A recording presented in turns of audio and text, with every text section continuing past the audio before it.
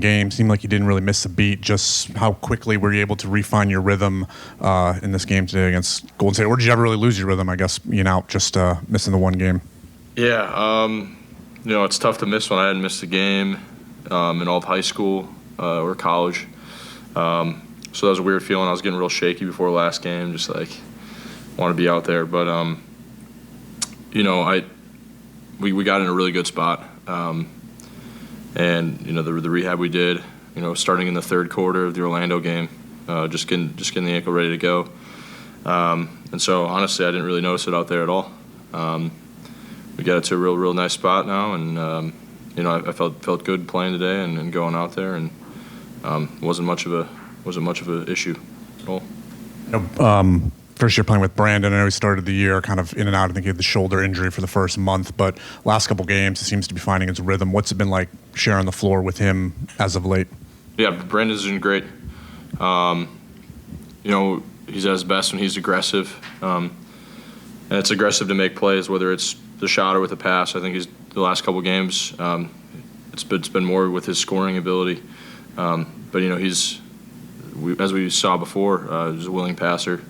He's a good passer, and so we just want him to be aggressive and be playing downhill and get into the bucket, being aggressive when he's got the threes, and he's been doing great for us. You hit a couple of those one dribble pull-up threes tonight, and you've been very efficient on those for the majority of the season. Can you speak to your level of comfort taking threes off the dribble and like the preparation into getting into those shots? Yeah, it was something coming in that. Coming into the draft, that was like a talking point that I wasn't shooting a very good percentage off one dribble threes. So just a point of emphasis in the offseason of working on it, getting more comfortable with my pickups, and I think I got in a really good spot. I missed two wide open ones off of it tonight, but they're not always going to go down. But yeah, I feel like I'm in a good spot with my off the dribble shooting. Pretty much your whole family was here tonight. How was that playing in front of them? Yeah, it was awesome. One of my brothers chickened out. My parents got them all. Of these, like the whole uniform, they got him the shorts. So they already had the jerseys, so they got him the shorts. And one of my brothers looks really similar to me. And he was saying he was going to wear the shorts, the full jersey, full uniform for the game. And I saw him before the game, and he chickened out. So that was kind of soft, but it was good to have him here. With this being the last day of 2025, can you look back at January 1st of 2025 and kind of see your progression and talk about your progression that you made from then to now? January 1st. Yeah, so that's right after Christmas break, kind of, and getting back into the swing of things with Duke. So, I feel like I've gotten miles better in just the understanding of the game, especially the NBA game, obviously. And I feel like just another successful year of getting better each day. It's been a focus for a long time, and both on and off the court, and just a fun year for me. You guys were right there to the fourth quarter for the most part. What do you think happened in the fourth quarter where you couldn't pull the game out tonight? We talked about finishing some possessions there. I don't know exactly what the numbers were for the fourth, but I know Draymond got a big tip in at the end of the game and a big three. So just like if we get that offensive rebound or defensive rebound, I feel like we're in a good spot. Coming down, I think down. 5 or so. I'm not sure, but I feel like we're in a good spot there, and it's just a tough one because they shot it really well. Obviously, we wanted to limit Curry as much as we could. He's a great player, but it just opens things up for other guys, and the supporting cast I had did a really good job of knocking down open shots tonight.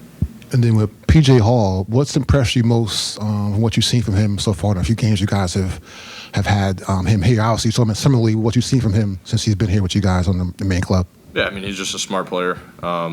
Competes at a high level. He got him the playbook right away, and he was quick to pick everything up, and just a high energy guy and knows how to play, and that'll get you on the floor, and you'll be successful when you're out there. Not only PJ Hall, but you were out there with the rest of the Summer League title squad for a little bit. I think it was second quarter. Did you acknowledge that at the time, or have any thoughts about it in the aftermath about sharing the floor with those guys again? I did notice. What do you think of the 1 p.m. tip? Feel like college at all? Yeah, it was pretty sweet. I don't like sitting around all day waiting for the game. This is probably the only 1 p.m. tip all year, right? Yeah. So, unfortunately, we have no more, but I enjoyed it. You set the record earlier this year for the quickest player to ever hit 100 3-pointers in your career. Sharing the floor with Steph Curry tonight, that guy who kind of like pioneered the 3-point shot in the NBA. What was it like to share the floor with him, with a guy that you're probably going to be compared to for the rest of your career? I don't know about that, but I do know that we tried as hard as we could to take away his catches and his threes, and he still got 10 up. And that just, shows how impactful of a player he is, and to still win the game. He's one of the all-time greats, and just a really special player.